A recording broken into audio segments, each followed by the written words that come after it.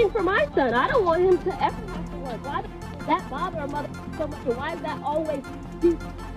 that always being thrown in my face like that's such a bad thing? It's not a bad thing. And I told him, listen, no more handouts. No more handouts. It can't be, because I feel like I'm hurting my children just by, I give them money, they go shopping, they put gas in their car, they party, they come back, I need money. I didn't teach them about contracts, I didn't teach them about saving, I didn't teach them about investments. Who would have taught him these things? Of course he's broke. He's a gambling addict. He got baby mamas all over the place. What do you mean is he broke? Of course he's broke. What boxer do you know that isn't broke? What a ridiculous question. Yana Yaya Mayweather has ignited major controversy after making bold claims about the financial situation of boxing legend Floyd Mayweather Jr. According to her, much of the massive fortune Mayweather built throughout his career may have been drained by his incredibly lavish and extravagant lifestyle. She further alleges that Floyd has now begun stepping back from financially supporting his children, instead encouraging them to become independent by working and building their own income streams rather than relying on his wealth. Have a pot to sit in a window to throw. I got tongue twisted. Don't have a pot to sit in a window to throw it out of. Bitch, don't even got a fucking car to drive. I'ma start popping it like that on y'all, cause I just be like, you know, I be real laid back, I be cool, but I'm... During a podcast appearance, Floyd Mayweather himself appeared to reinforce this narrative by stating that he can no longer continue giving money to his children indefinitely. He reportedly told them that they need to start their own businesses or secure jobs, emphasizing the importance of self-reliance. This statement surprised many fans, especially considering Mayweather's long-standing money persona, which has always projected unlimited wealth and financial dominance. I buy them houses, I buy them cars, told them, listen, from here on out, if you guys go to school or you work in one of my businesses, then you can branch off, get your own business, and I'll put the money up to help you start a business, but I need you guys to take what I've already started and triple and double that, and then I need my grandchildren to come behind you guys and do the same. Chael Sonnen, a former MMA fighter turned analyst, added fuel to the debate with a controversial perspective. He suggested that Mayweather may never have actually earned as much money as he has publicly claimed. According to Sonnen, financial figures in boxing are often exaggerated, and he believes Mayweather continued spending as if he possessed endless billions. This, he argues, could help explain the current rumors suggesting financial strain or even the possibility that Mayweather is no longer as wealthy as believed. Numbers that you hear in boxing simply aren't true. Floyd made $1 billion. No, he didn't. Floyd and Conor made $500 million. No, they didn't. Of course they didn't. Nobody's ever confirmed that. Literally nobody. It's the same thing with boxing pay-per-view. Whatever boxing pay-per-view is the biggest boxing pay-per-view of all time, is just whoever put out the press release and lied more than the person before them. These have never been confirmed by leadership of a publicly traded company, who is the one that supplies the pay-per-view. It is illegal for them to lie. You have never heard Time Warner, you've never heard Cox, you've never heard DirecTV, you have never heard an executive come out and confirm any of the absurd pay-per-view numbers that you believe to be true. The numbers aren't what you think they are, right? The numbers are good, and they made a lot of money, but it's not what you think it is. And yeah, of course Floyd's broke. Would you be boxing if you were? Expanding on his claims, Sonnen pointed out that there is little concrete evidence showing the actual signing of the massive multi-million-dollar checks Mayweather frequently referenced. This lack of transparency, he argues, raises questions about the gap between Mayweather's public image and his real financial standing. And it's the same thing with the check. I got $100 million for a fight. Oh, you did? Who signed the check? Whoever signed the check is going to want credit for it. There's never been a time that $1 million check was written and the dude that wrote the check didn't make sure that somebody found out he wrote the check. So who wrote the check? Floyd's got a whole bunch of them, apparently. He got $1 billion. Who wrote the check? Former ESPN writer Jason Whitlock also weighed in on the situation. He stated that Mayweather spent heavily in an effort to remain relevant and relatable within celebrity culture. According to Whitlock, maintaining such a high-profile lifestyle may have placed significant financial pressure on him, potentially pushing him into debt. He even suggested that Mayweather's return from retirement could be motivated by the need to handle financial obligations and repay what he might owe. Floyd Mayweather is an example of the stupidity of living for the culture and trying to be relatable and trying to be this incredible icon or example of, look how much money I've made. He's blown it all, and now at 49 years old, he's got to go back into the boxing ring and continue to fight because he's in a lot of debt. And this is what I was trying to make the point to Cam Newton about. This whole, I'm doing it for the culture. What has doing it for the culture ever got? However, not everyone agrees with these claims. Mayweather's close friend and business partner WAC 100 strongly dismissed the idea that he is broke. He pointed out that rumors about Mayweather's financial downfall have circulated for over 2 decades without ever being proven true.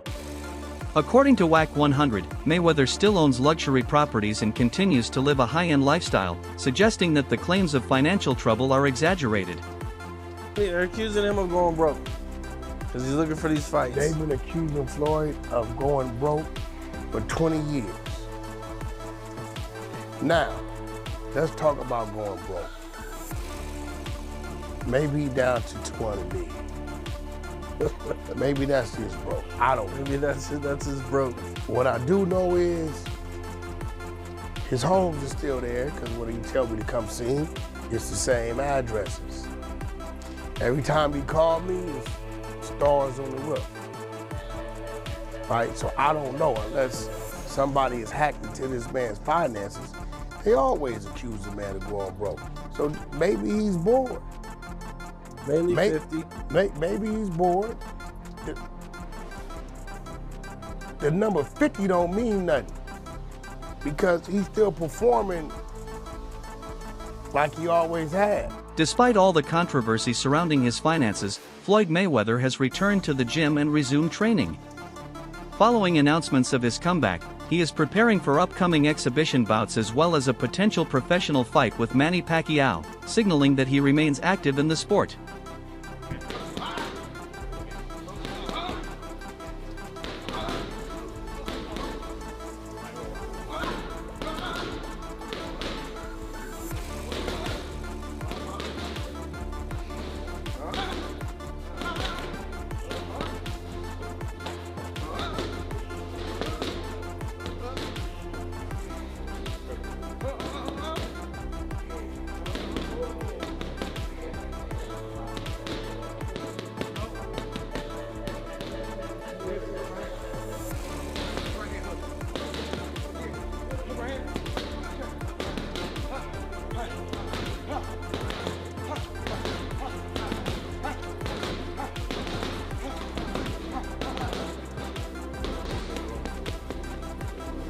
Andre Ward offered a more balanced perspective, emphasizing that regardless of Mayweather's flashy public image, he has always maintained discipline when it comes to training.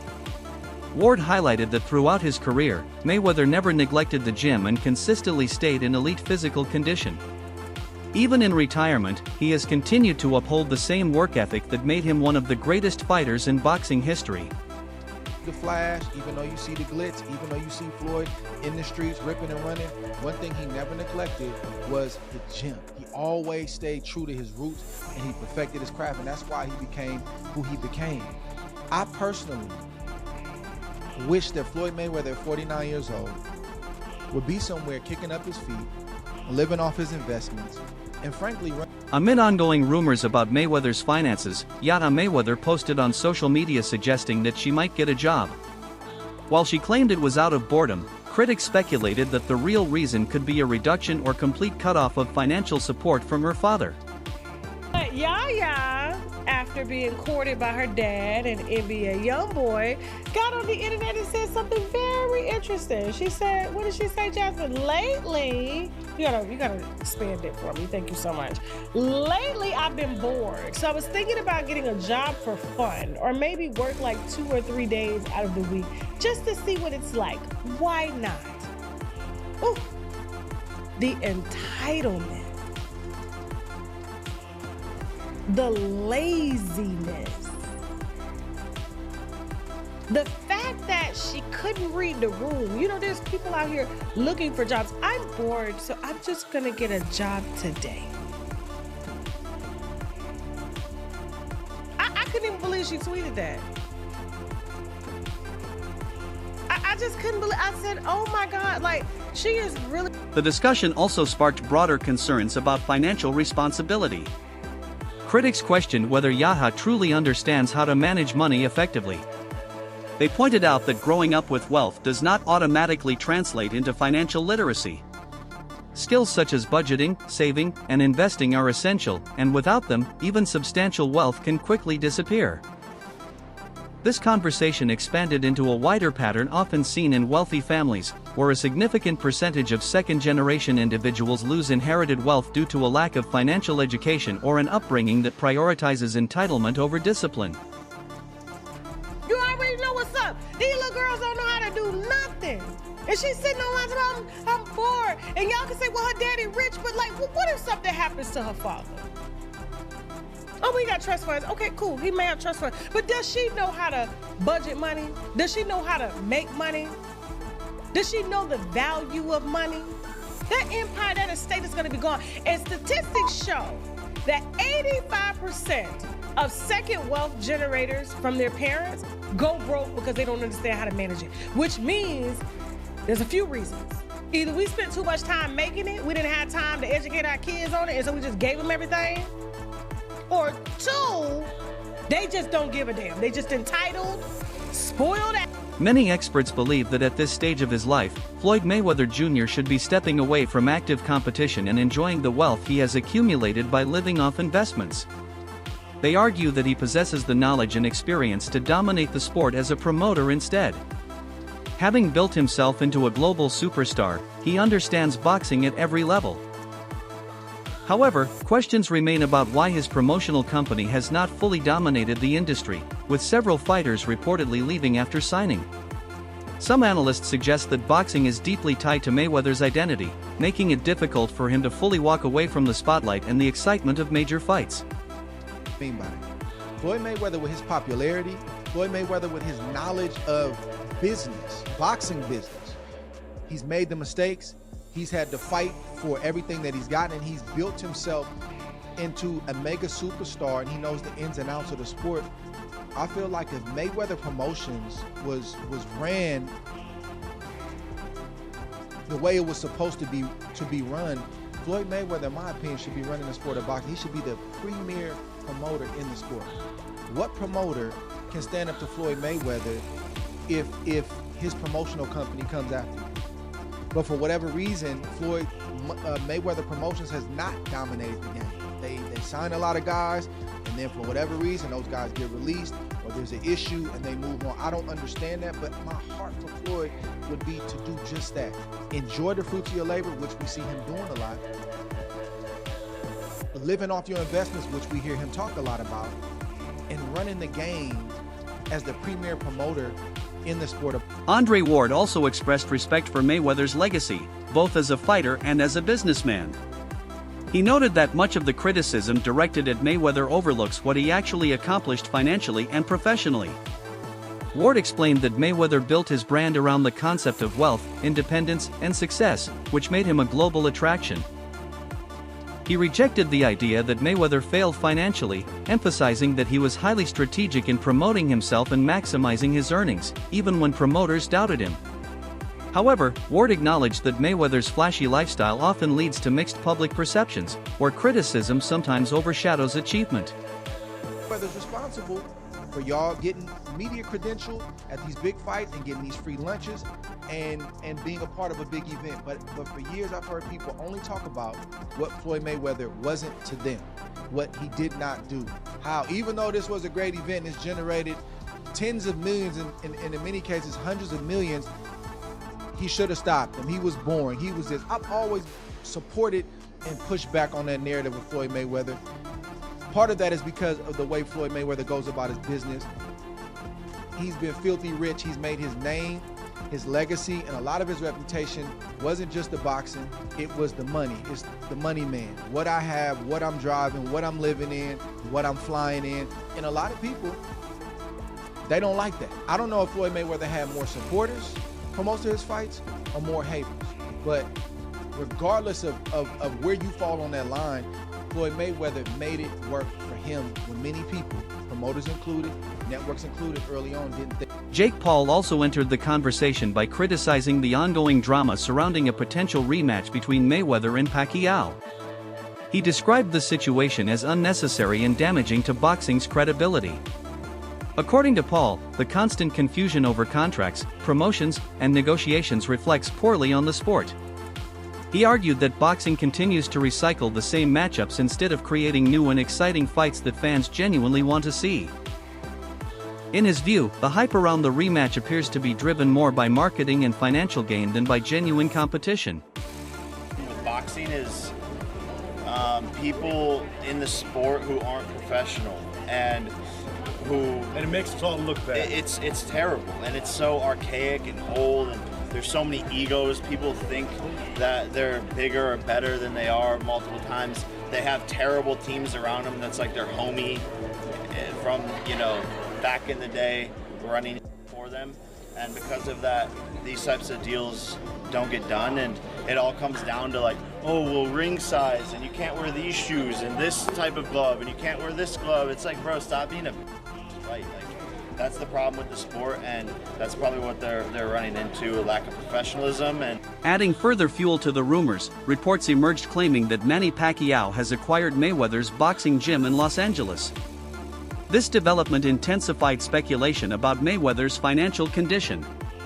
While some interpreted it as a sign of financial pressure, others argued that such transactions are common among high-profile athletes and may simply reflect strategic business decisions rather than financial distress. This is major news. Manny Pacquiao now has a home gym in LA. Pacquiao Prime Boxing Limitless. The truth is, I came today to Hollywood to check out Chuck Norris' start. It's the second time in LA. Last week I looked for it, I couldn't find it. I came back today, was able to find it. It was not easy to find.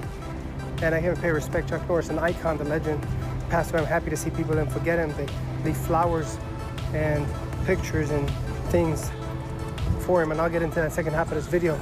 But as I'm coming back to my car, I look up and I see this sign.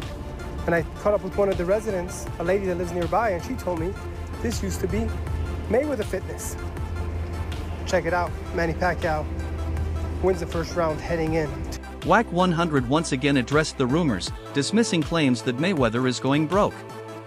He stated that even if Mayweather's net worth had decreased, it would still be enormous by normal standards.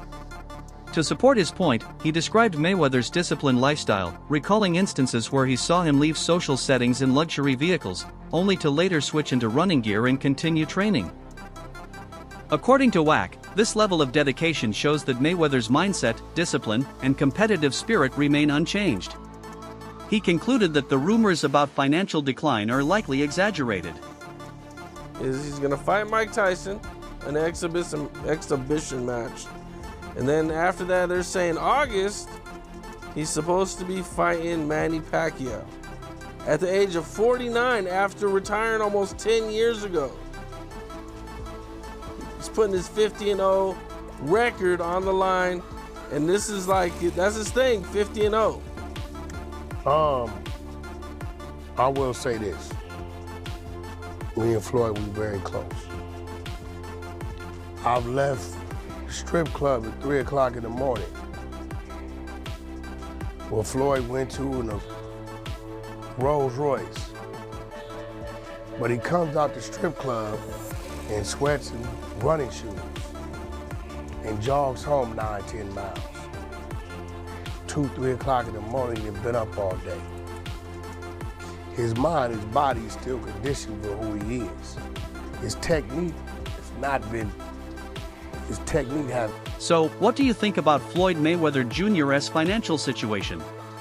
Is this just another wave of rumors, or is there some truth behind the controversy?